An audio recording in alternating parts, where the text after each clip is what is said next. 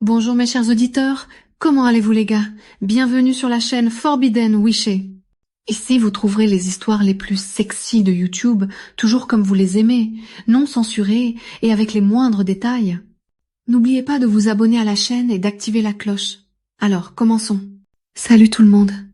Je m'appelle Alice, et oui, c'est enfin mon tour de raconter mon histoire.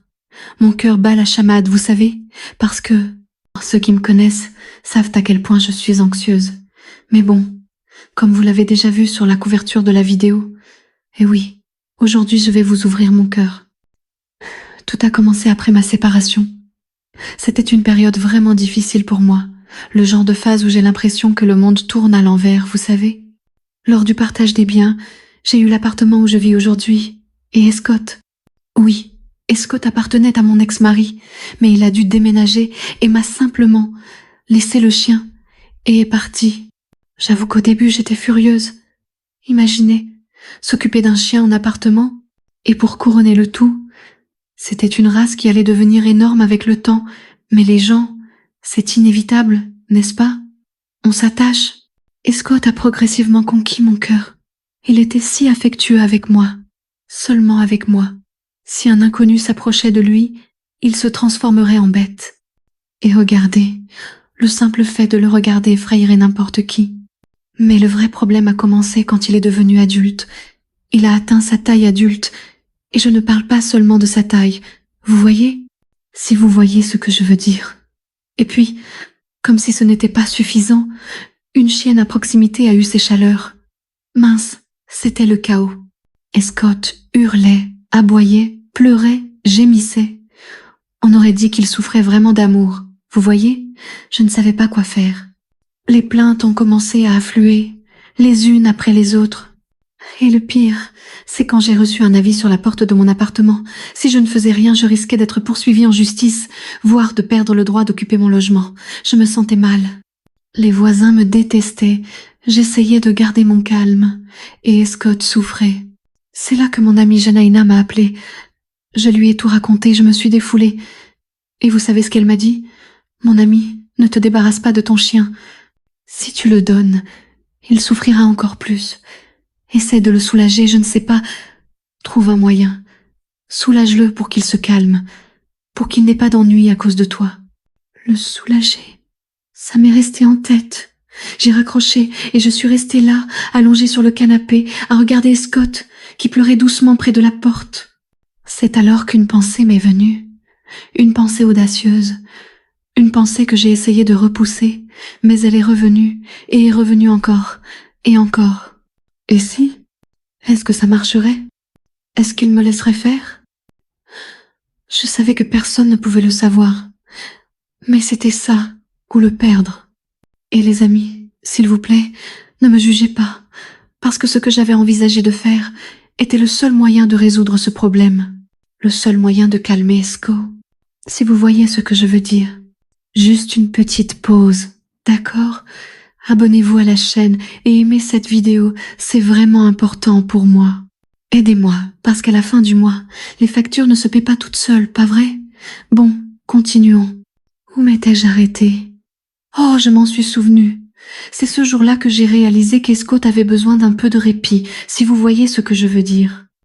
Il était tellement agité, il faisait du bruit partout dans la maison, me rendait presque folle et attirait les regards suspicieux des voisins. Alors j'ai tout préparé avec le plus grand soin. Je lui ai donné un bon bain, rangé la maison, laissé une bonne odeur dans l'air, et j'ai terminé la journée épuisée. Mais Scott, waouh, il était électrique. Il courait de tous côtés, haletant, la langue pendante, comme lorsqu'il veut quelque chose que moi seule peux lui donner. C'est là que j'ai compris ce qu'il voulait, ou plutôt, ce dont il avait besoin. J'ai attrapé la boîte avec mes gants de chirurgie. Oui, parce qu'au début, je ne me sentais pas très à l'aise, vous savez, et je suis allée le voir. J'ai emmené Esco dans ma chambre, et il s'est glissé dans son lit, comme s'il connaissait déjà tout le scénario. Je me suis même demandé s'il n'avait pas entendu cette conversation torride que j'avais eue avec mon ami. Qui sait, n'est-ce pas? J'ai pris une grande inspiration. J'ai enfilé les gants, et j'y suis allée doucement. J'ai commencé par des mouvements légers, explorant chaque centimètre, comme si je lui faisais un massage thérapeutique. Il tremblait. Et moi, eh bien, J'ai commencé à ressentir quelque chose de différent, une sorte de frisson qui a lentement parcouru ma colonne vertébrale, comme si j'étais connectée à lui par cette vibration. Et quand, soudain, cette petite chaleur a parcouru ma main, même avec le gant, j'ai eu l'impression d'avoir accompli ma mission, et Scott s'est détendu. Il a dormi comme un ange. Le lendemain, pas un seul aboiement. Les voisins étaient reconnaissants, et je me suis dit, ça ne marche pas vraiment. Et c'est ainsi que notre routine est devenue. Il m'a regardé avec ce regard plein de sollicitude, et je le savais déjà. Je l'ai baigné, séché avec affection, préparé son repas, et puis, la dernière partie des soins, c'est devenu presque un rituel professionnel. Mais je dois avouer une chose, j'ai commencé à apprécier. Il y avait quelque chose, un échange silencieux. C'était comme s'il me disait « Toi seule me comprends, Alice ». Avec le temps, je n'avais même plus besoin d'y penser.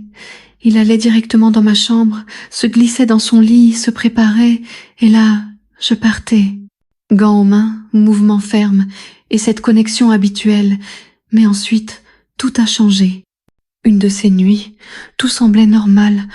Je l'avais déjà baigné, lui avais appliqué ce doux parfum qu'il adorait, lui avais servi à manger, et l'ambiance était paisible. Il est monté dans son lit, et quand j'ai voulu faire ce que je faisais toujours, il a reculé. À l'époque, je me suis demandé, « Hein, ça fait mal? Il y a peu? Être une inflammation ?» Je me suis approchée, j'ai regardé attentivement, et tout était normal, mais c'est là qu'il a fait quelque chose de différent. Il est monté sur moi, fermement, comme pour dire « À mon tour !» Et moi, j'étais paralysée. Je l'ai regardé dans les yeux et j'ai compris. C'était comme si Scott avait changé les règles du jeu. Ça m'a rendue nerveuse. Ce qu'il voulait, je ne pouvais pas le lui donner. J'ai dit « Pas ici, vas-y !» un peu sans courage, essayant de fixer des limites. Et cette nuit-là, rien ne s'est passé. Mais le lendemain, oh là là, la paix a pris fin, et Scott a recommencé à aboyer, à gratter les portes, à embêter tout le monde. On aurait dit qu'il savait exactement comment me mettre la pression. La routine, autrefois calme, s'est transformée en chaos. Et lors d'une de ces nuits blanches, je me suis surprise à me demander, et si je le laissais faire ce qu'il voulait, une seule fois, est-ce que ça résoudrait le problème? Et puis, oh là là, c'est dans cette confusion mentale que je me suis perdue, parce que quand j'ai réalisé, j'étais déjà en train de tout préparer à nouveau. Mais pas de la même manière qu'avant. Je savais que cette fois, le chemin serait différent. La question qui me trottait dans la tête était « Jusqu'où irais-je pour avoir la paix? Et est-ce que je voudrais vraiment la paix ?» Bon, je vais m'arrêter là, car ce qui s'est passé ensuite, vous n'allez pas le croire. Les gars, avant de continuer, juste une petite pause, d'accord? Vous êtes abonnés à la chaîne? Aimez, partagez, parce que ça m'aide beaucoup. Vous savez qu'à la fin du mois, les factures frappent à la porte, comme mon ex, si vous voyez ce que je veux dire. Mais pour en revenir au sujet, l'histoire atteignait un point où même moi je ne savais plus si c'était de la folie ou si c'était juste une solitude trop intense qui me frappait. J'ai regardé Scott et je me suis demandé, est-ce mal de ressentir ce lien profond avec quelqu'un qui ne parle pas ma langue, mais qui semble comprendre mon silence mieux que n'importe quel humain? Ce soir-là, j'ai tout préparé. J'ai donné un long bain à Scott, à l'eau chaude et au shampoing à la camomille. Il a même fermé les yeux quand j'ai passé ma main dans sa fourrure. C'était comme un rituel. C'était comme s'il savait ce qui allait suivre. Peut être vraiment. Après tout, les animaux ressentent ce qu'on ne dit pas, non? Après son bain, je suis allée prendre soin de moi. Je suis allée dans ma salle de bain, j'ai fermé la porte et j'ai laissé la vapeur envahir le miroir. J'ai allumé des bougies, mis cette playlist instrumentale que j'écoute uniquement pour me détendre, et j'ai laissé l'eau chaude couler sur mon corps. C'était comme si je me lavais non seulement le corps, mais aussi l'âme. Les yeux fermés, ma main caressa lentement ma peau humide, glissant sur des sentiers familiers.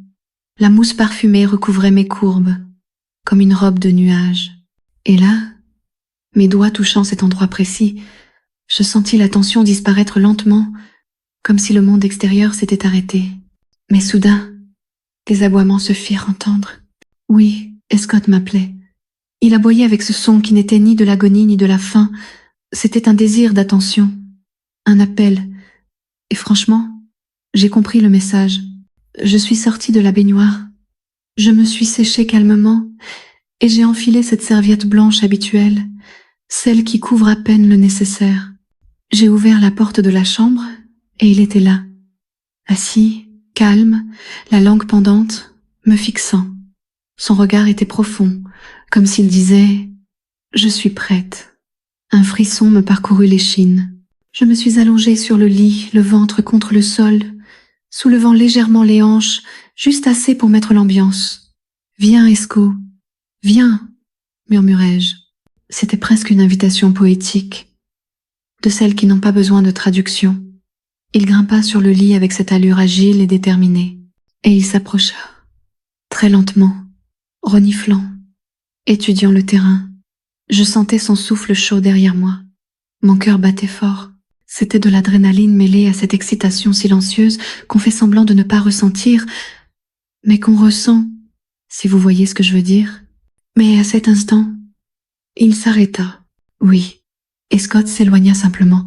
Il tourna la tête et descendit du lit. Je restais allongée là, sans comprendre. Quelque chose avait-il changé? Avais-je dépassé les bornes? Cette nuit-là, il dormit dans un coin de la pièce, silencieux. Et moi, j'avais un goût étrange dans la bouche. Était-ce de la frustration, des regrets?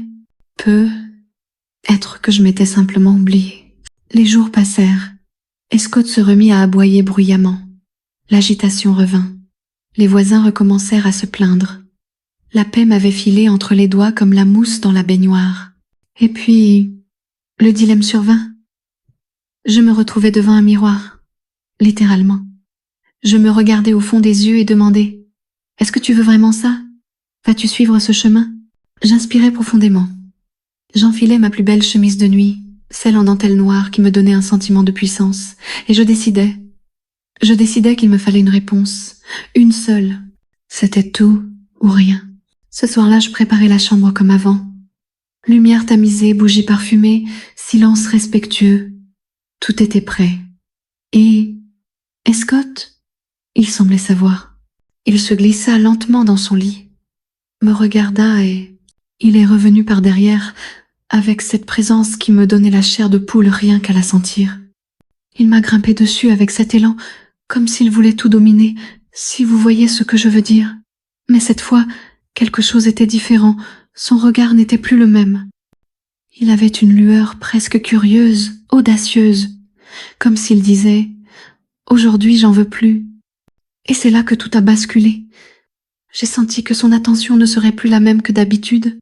Ce n'était pas ma petite fleur qu'il voulait visiter, c'était une autre porte, une porte que je n'avais jamais ouverte auparavant. J'avoue que j'ai été surprise, même paralysée.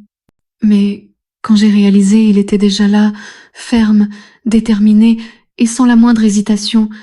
C'était si rapide, si précis, que j'ai à peine eu le temps de réagir.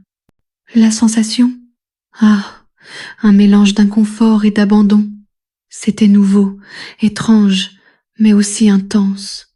À chaque mouvement, mon corps oscillait d'avant en arrière, comme dans une danse endiablée, le genre de danse qu'on ne répète pas, qu'on ressent. Et il continuait, de plus en plus profond, jusqu'à ce que je sois complètement essoufflée. Quand tout fut terminé, je restais allongée là, impuissante, essayant de comprendre ce qui venait de se passer. Il resta un moment sur moi, comme pour dire « ce n'est pas fini ». Et j'étais là, pensive. Où en suis-je arrivée? Me demandai-je. Un soupir s'échappa. C'était de l'épuisement, de la culpabilité, ou peut-être une confusion de sentiments que je ne peux même pas expliquer. Esco quitta lentement la pièce. Il me laissa là, abandonnée. Je sentais mon corps s'affaisser, mon cœur s'emballer et un peu de vide. Mais aussi, je l'avoue, une partie de moi satisfaite. Parce que, d'une certaine manière, c'est cet abandon qui me faisait me sentir vivante.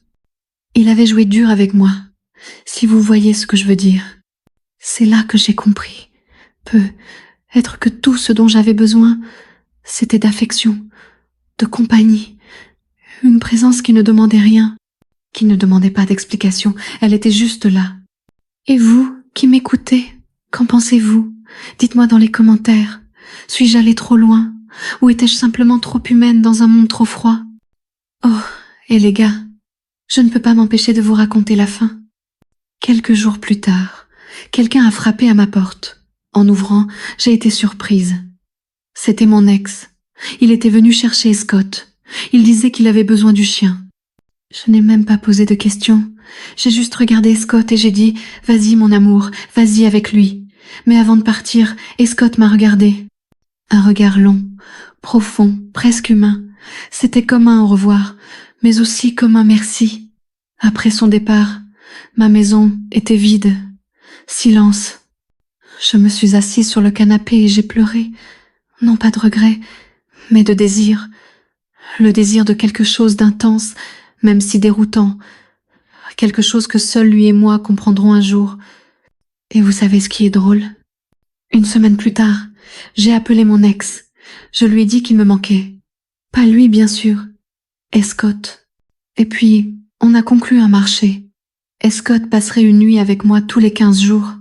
Une rotation émotionnelle, disons. Et vous voulez savoir ce qui s'est passé la première nuit où il est revenu? Oh, ce sera pour le prochain chapitre. S'il y en a un, non. Mais je peux vous dire une chose. Scott est revenu différent, avec de nouvelles envies.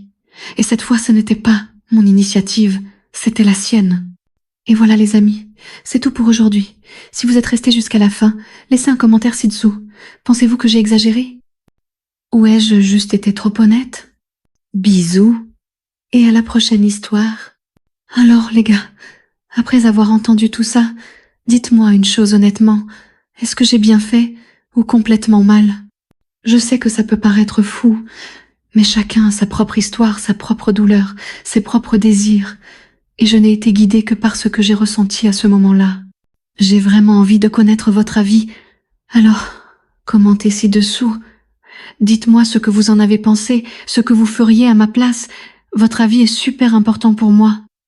Oh, et si vous êtes arrivé jusqu'ici, n'oubliez pas de vous abonner à la chaîne, d'aimer la vidéo et de la partager avec quelqu'un qui aime les histoires différentes, intenses et basées sur des histoires vraies. Ça m'aide beaucoup à continuer à vous proposer de nouvelles histoires, torrides, provocantes et pleines d'émotions, si vous voyez ce que je veux dire. Un bisou, que Dieu vous bénisse, et à la prochaine vidéo.